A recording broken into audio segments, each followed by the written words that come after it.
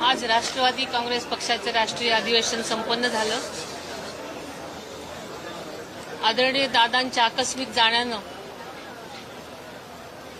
ती पोकळी निर्माण झाली होती, म्हणून पक्षातल्या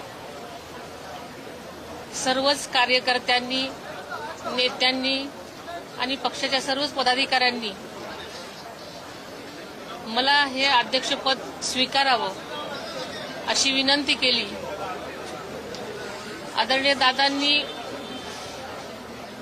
35 वर्ष काम करत असताना महाराष्ट्रातील प्रत्येक व्यक्ती एका कुटुंबासारखं त्यांनी जपलं होतं।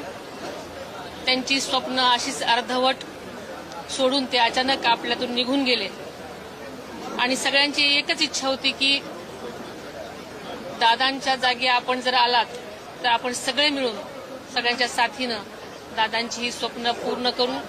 पक्षातल्या सगळ्यांचाच आग्रह आणि विनंती होती आणि ह्या सगळ्यांच्या मनामधला विश्वास आणि मला साथ देण्याची त्यांची हमी, या सगळ्याच गोष्टींमुळे मी हे आजचं पद स्वीकारलेलं आहे आणि आम्ही सगळेच मिळून संपूर्ण महाराष्ट्रासाठी, पक्षास वाढीसाठी आणि पक्षातल्या सगळ्याच तळागाळातल्या लोकांपर्यंत त्यांच्या कल्याणासाठी झटण्याचं आम्ही आश्वासन दिलेलं आहे।